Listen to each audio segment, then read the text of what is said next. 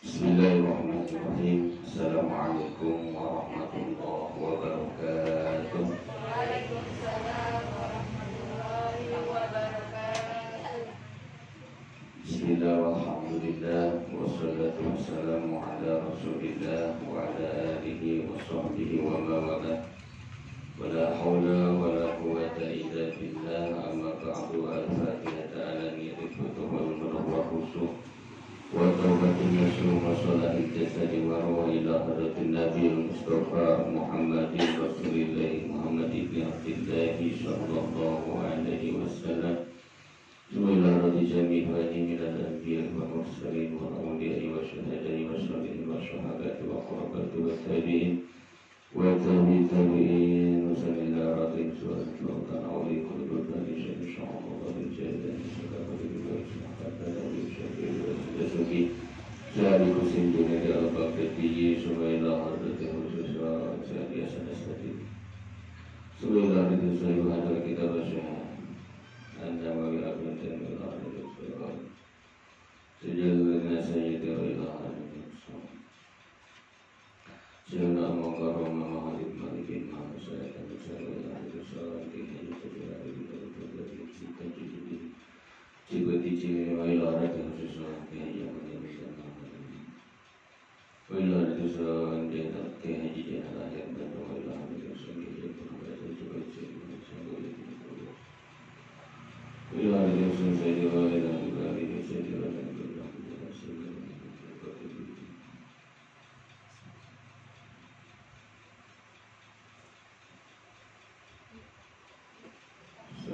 Al-Fatihah. أعوذ بالله من الشيطان الرجيم بسم الله الرحمن الرحيم الحمد لله رب العالمين الرحمن الرحيم مالك يوم الدين إياك نعبد وإياك نستعين اهدنا الصراط المستقيم صراط الذين أنعمت عليهم غير المغضوب عليهم ولا الضالين اللهم صل وسلم على سيدنا محمد الفاتح لما أغلق لما سبق الناصر الحق بالحق والهادي إلى صراطك المستقيم وعلى آله وصحبه حق قدره ومقداره العظيم اللهم أخرجنا من ظلمات الوهم وأكرمنا بنور الفهم وافتح علينا بمعرفة العلم وحسن أخلاقنا بالحلم وسهل لنا أبواب فضلك وانشر علينا من خزائن رحمتك يا أرحم الراحمين. Dibuka kitab yang barunya, kitab Sunan Taufik.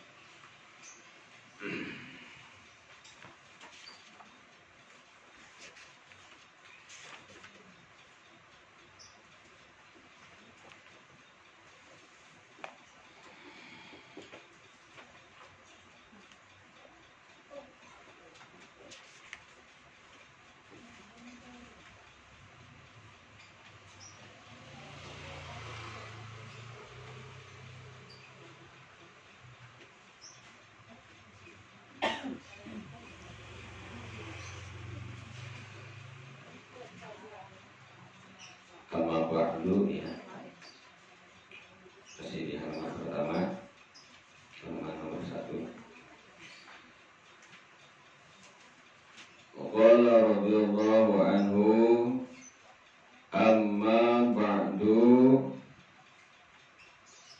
artinya amma ba'du itu adapun setelah membaca bismillah dan alhamdulillah, fahada, maka ini matan atau ini kitab adalah juz'un latifun, sebagian yang kecil, juz' yang kecil.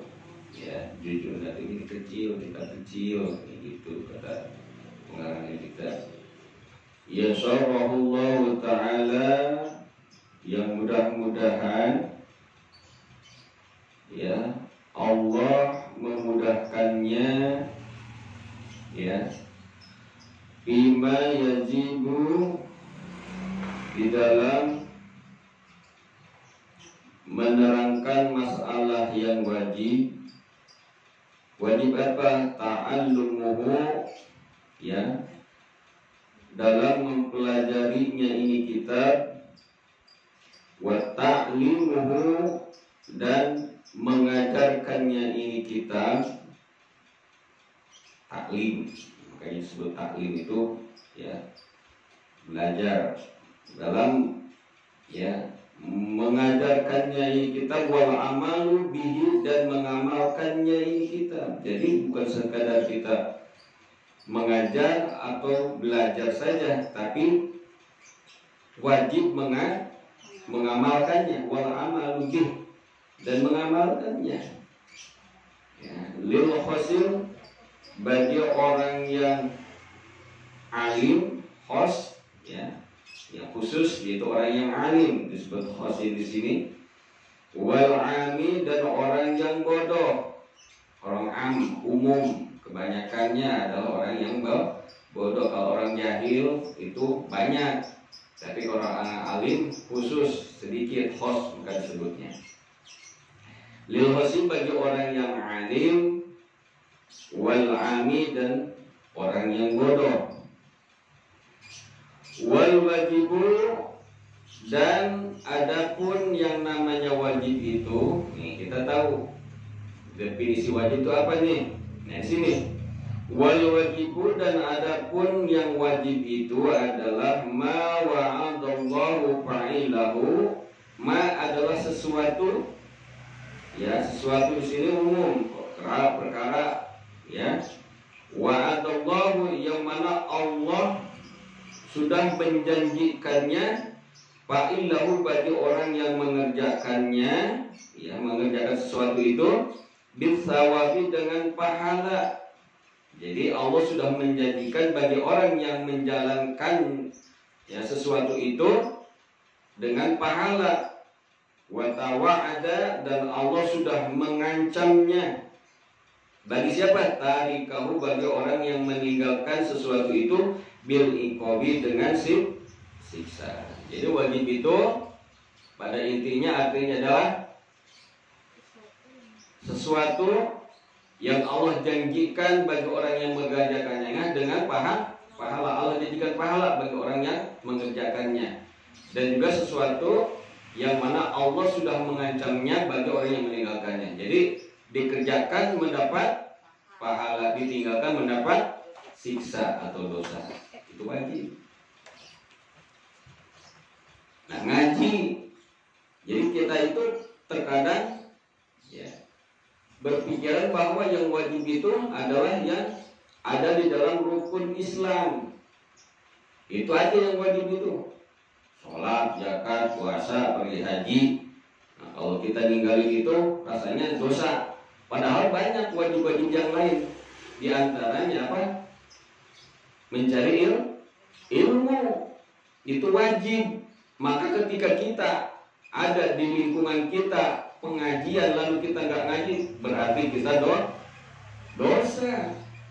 Jadi yang namanya tarikahu itu ketika ada di lingkungan kita, di hadapan kita sesuatu yang wajib itu lalu kita tinggalkan, maka itu hukumnya dosa, dapat siksa. Jadi jangan cuek-cuek aja, tenang-tenang aja merasa nggak berdosa. Ketika ada di lingkungan kita pengajian, kita cuek aja, diam aja, nggak mau ngaji, itu dosa. Jangan anggap nggak dosa kalau nggak ngaji, kecuali kalau di situ nggak ada pengajian. Itu nggak dosa karena emang nggak ada pengajian, kita nggak ngaji. Tapi kalau di situ ada pengajian, ya, yang kita sudah tahu itu rutin diadakan tiap minggu, umpamanya, Ya, lalu kita nggak mau menghadirinya, maka itu dosa. Itu yang namanya tarikah itu begitu. Sama dengan kebalikannya, yaitu haram. Haram itu adalah sesuatu yang Allah ancam bagi yang mengerjakannya dengan siksaan, dan Allah janjikan dengan pahala bagi orang yang meninggalkannya. Artinya ketika kita di hadapan kita ada sesuatu yang haram, yang Allah larang, lalu kita kerjakan, maka itu dosa. Itu dosa. Dan juga ketika ada sesuatu ya yang itu dilarang di hadapan kita, lalu kita tinggalkan, maka kita dapat pahala. Ketika ada sesuatu yang di depan kita ini ada sesuatu yang haram yang dilarang oleh Allah. Contohnya di hadapan kita ada minuman khamr. Ya, kita ditawar itu untuk meminum khamr, minum arak, lalu kita tinggalkan, kita nggak mau meminum itu, kita dapat pahala. Jadi kalau di depan kita nggak ada sesuatu yang dilarang oleh Allah, lalu kita tinggalkan, apa yang dapat dosa pahalanya? Karena nggak ada sesuatu yang dilarangnya. Ini sudah jelas ada di depan kita. Kita mau berbuat zina nih, udah hampir saja kita berzina, tapi kita langsung ingat sama Allah. Astagfirullahaladzim. Lalu kita tinggalkan, nggak jadi itu perbuatan zina. Nah, di situ kita dapat pahala. Jadi antara wajib dan haram itu, ya, itu maknanya kebalikannya. Kalau wajib itu dikerjakan mendapat pahala, ditinggalkan mendapat dosa. Kalau haram dikerjakan mendapat siksa, ditinggalkan mendapat pahala. Ya, ada pengajian kita diam aja nggak mau ngaji, dosa. Jangan dianggap nggak dosa. Ya,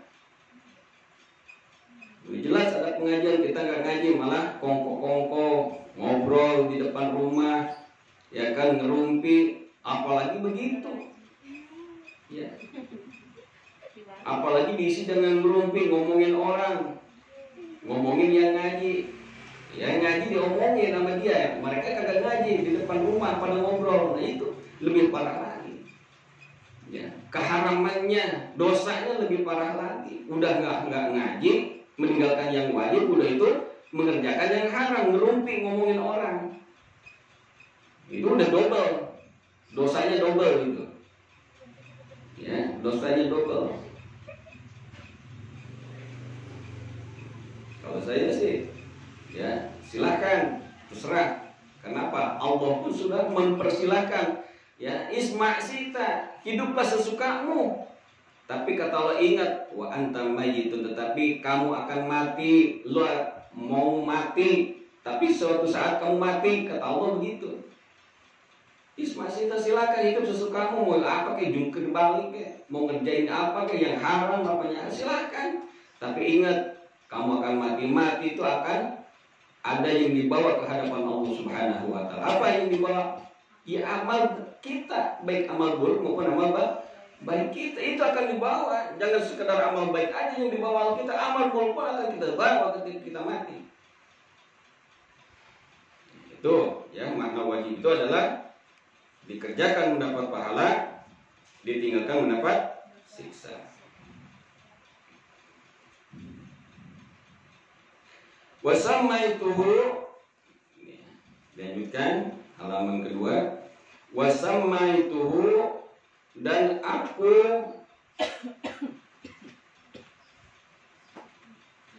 kasih nama atau aku memberi namanya ini kitab Sulam Taufik, yaitu kitab Sulam Taufik. Jadi sulam itu artinya apa? Sulam itu adalah tangga. Ya, Sulam Taufik, tangga pertolongan artinya. Ila mahabbatillahi ta'ala, yaitu tangga pertolongan yang menuju cintanya Allah Subhanahu wa Ta'ala. Jadi kitab itu dinamakan kitab Sulam Taufik dalam arti menjadi tangga pertolongan untuk menuju cinta kepada Allah. Ala tahqiqin, ya atas jalan yang sebenar-benarnya, yang nyata, ya, yang benar, tahqiq nyata benar. As'alullah ta'ala karimah, aku memohon kepada Allah. Nah, ini pengarang ini kitab ya mengawali dengan pengarangan atau karyanya ini dengan apa? Meminta pertolongan kepada Allah. As'alullah ta'ala karim, aku memohon kepada Allah yang maha mulia, ayja'ala dzalika, untuk menjadikan ini kitab yang kecil ini, juzlatif ini, ya, dzalik itu tuh baliknya, dhamirnya balik kepada juzlatif. Ayja'ala, semoga Allah menjadikan dzalika ini kitab yang kecil ini, minhu, ya, daripada fadl Allah,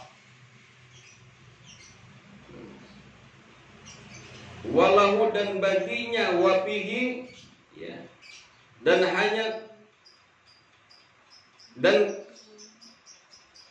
ya wafihi, dan yang murni di dalamnya, wa ilaihi, dan hanya kembali kepadanya, wa mujiban, dan karena, wa muhiban, itu mahabbah, ya, wa muhiban, bukan mujiban, itu ada titiknya tuh, ya, bukan mujiban, wa muhiban, dan karena mahabbah, cinta, ya, wa muhiban, dan karena cinta.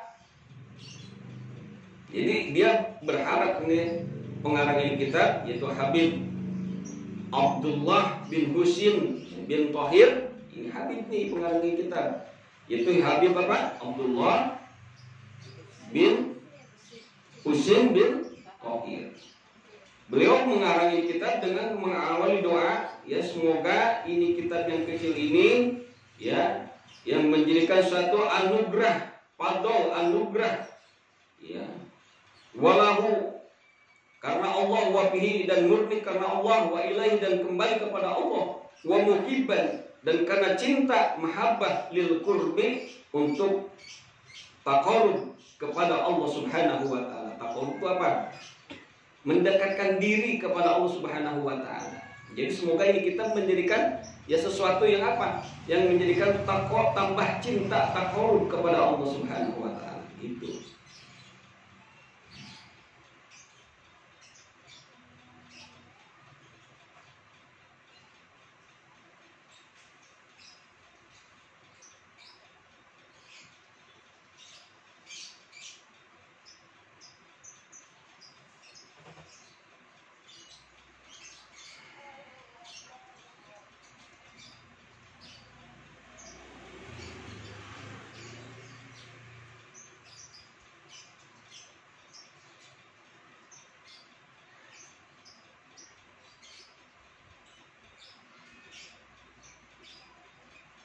Wazuba, ya, dan menjadikan sesuatu yang memperbaiki diri, ladaihi, yaitu, ya, di hadapan Allah Subhanahu wa taala, untuk menjadikan, ya, sesuatu yang memperbaiki tempat kembali, iladaihi, di hadapan Allah Subhanahu wa taala, wa aywafiqo, dan semoga atau mudah-mudahan Allah memberikan pertolongan, ya, yuwafiqo atau daripada taufik, ya, pertolongan, wa aywafiqo, semoga Allah memberikan pertolongan, man, kepada orang, waqafa, yang menolong, alaihi, ya, atas ini kitab, dengan apa? Bil amali, dengan menjalankan isinya, bimuqtadahu,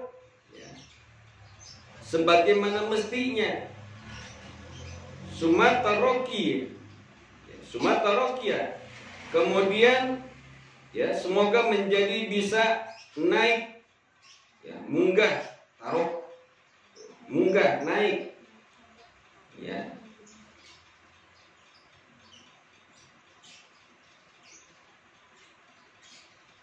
bil apa? Bitawadudi, dengan gemar melakukan perbuatan-perbuatan, ya, bin nawafili, yaitu perbuatan-perbuatan sunat.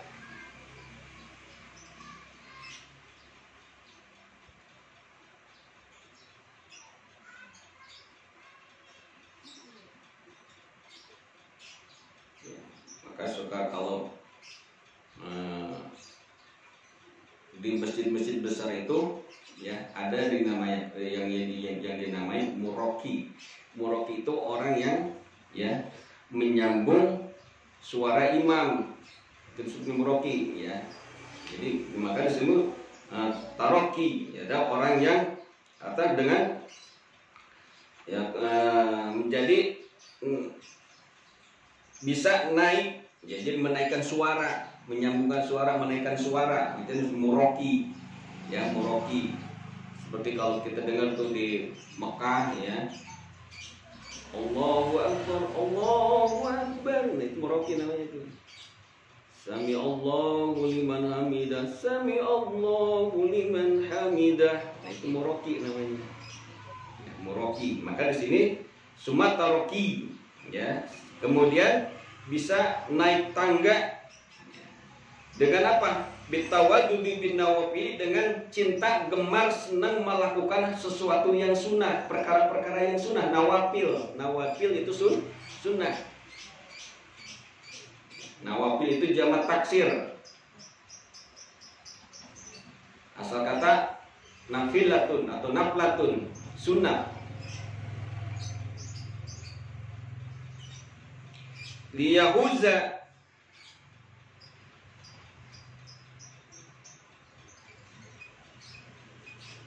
liyahujjahu bahu, supaya apa? Supaya memperoleh ya kasih yang sebanyak-banyaknya. Liyahujjahu bahu, supaya mendapatkan ya kasih sebanyak-banyak, hubah, kecintaan, kasih sebanyak-banyaknya.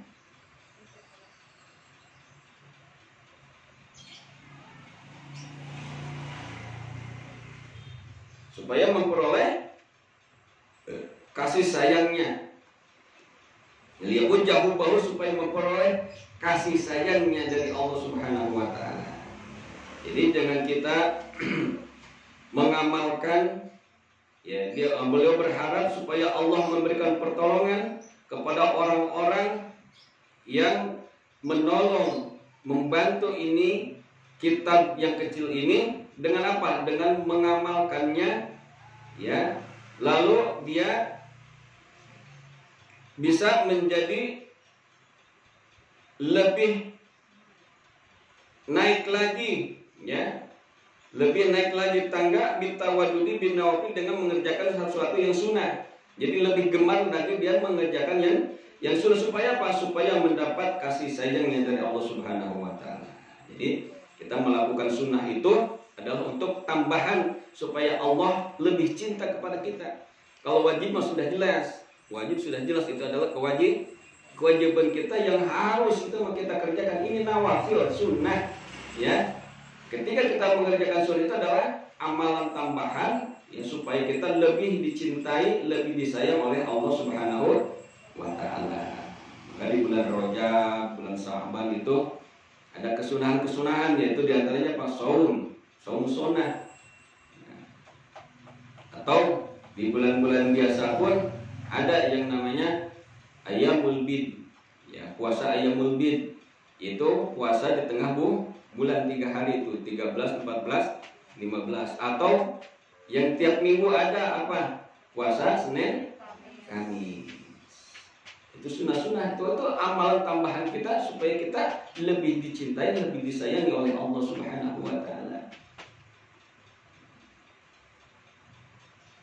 Kayak kita nih ngaji ini yang wajibnya nih, mempelajari ilmu fikih ya, ilmu tasawuf, ilmu tata krama atau ilmu adab. Itu adalah sesuatu yang wajib. Sunnahnya apa? Kita tambah dengan nawafilnya. Sunnah apa? Baca sholawat, baca rawih, betul nggak? Itu bagi, makanya kita selain mengerjakan yang wajib di majlis taklim ini, kita mengerjakan yang sunnah. Supaya apa? Supaya kita tambah dicintai, tambah disayangi oleh Allah Subhanahu wa taala.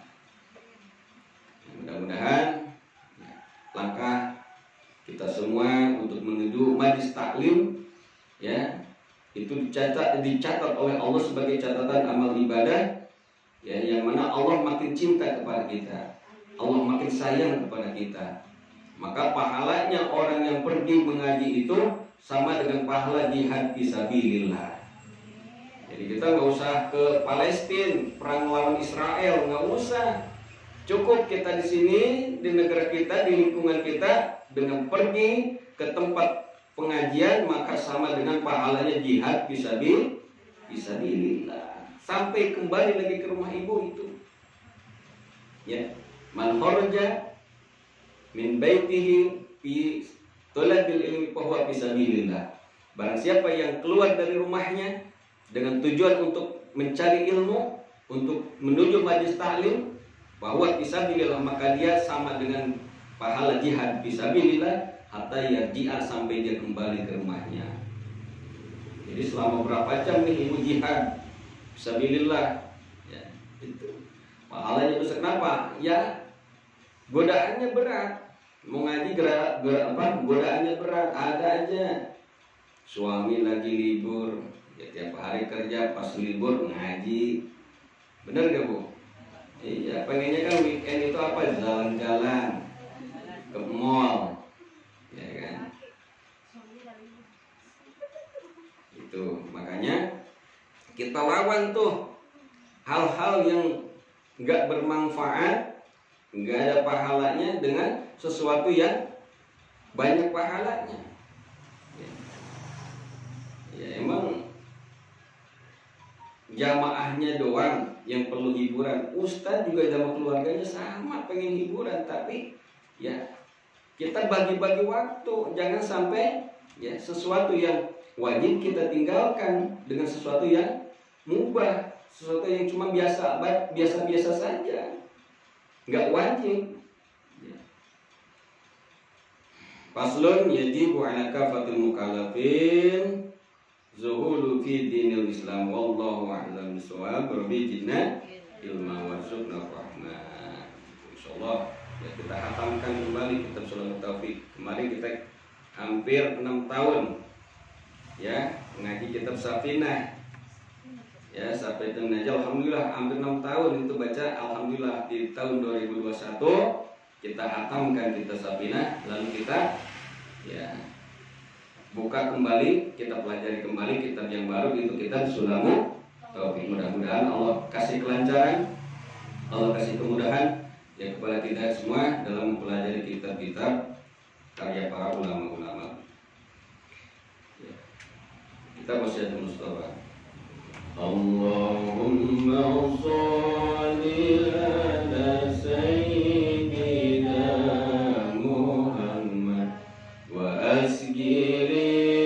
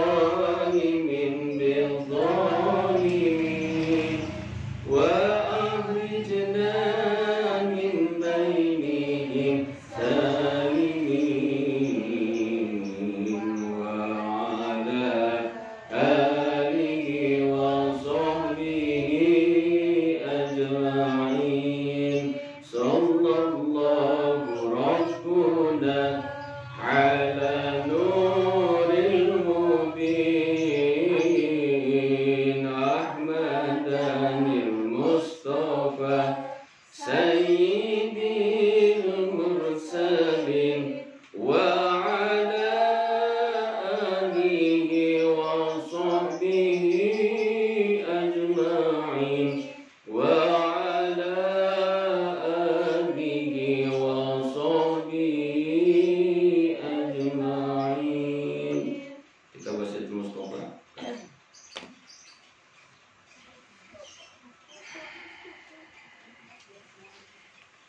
Ada di halaman berapa?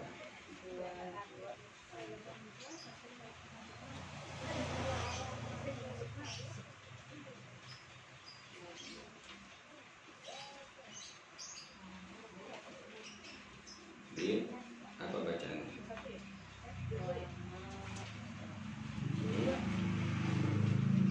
Wa matafil harami wa asyaru minhum man qala umruhu sabihu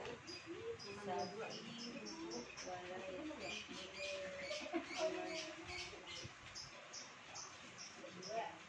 Wa asyar minhum man tala umruhu wa sa'a fi'luhu. Itu.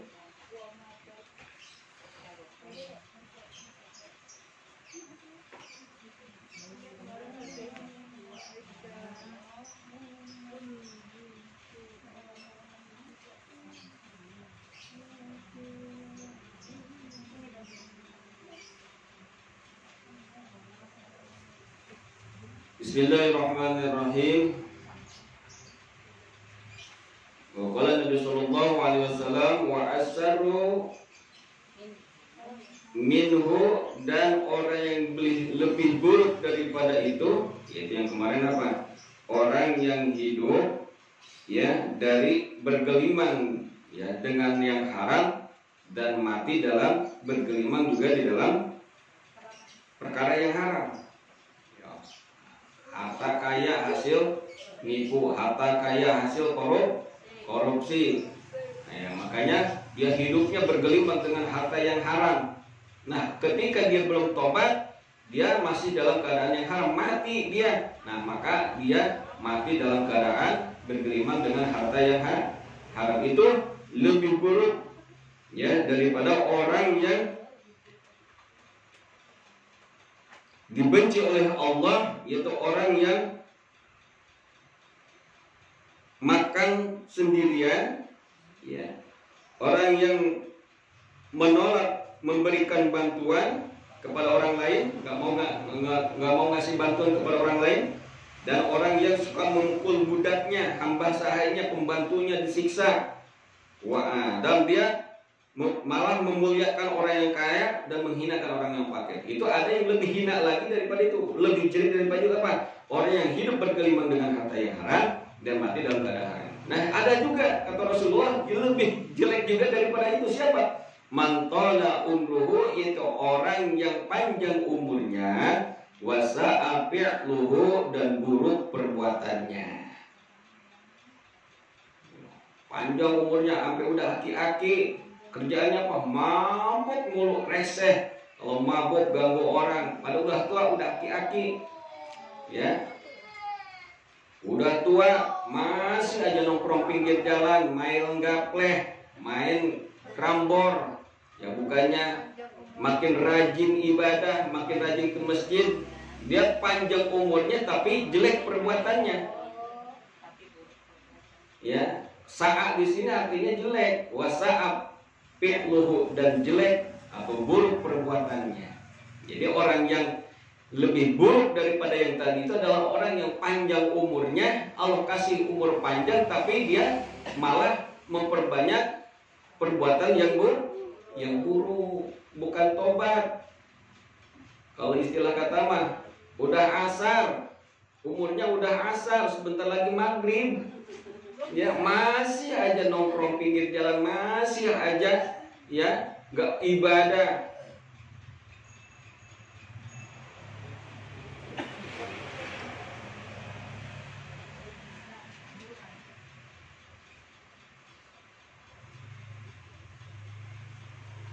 Jadi orang tua yang panjang umurnya, yang masih terus bermaksiat, itu lebih Allah benci daripada anak muda yang bermaksiat.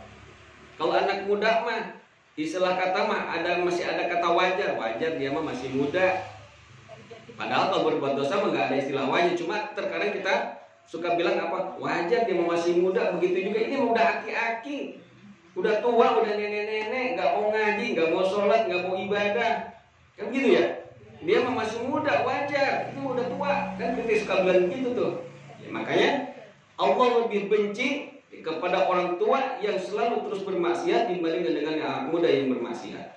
Dan Allah lebih cinta kepada anak muda yang berbuat taat, yang beribadah dibandingkan orang tua yang beribadah. Iya kan? Terkadang kita suka banding, luar biasa itu anak muda masih muda, ya kan?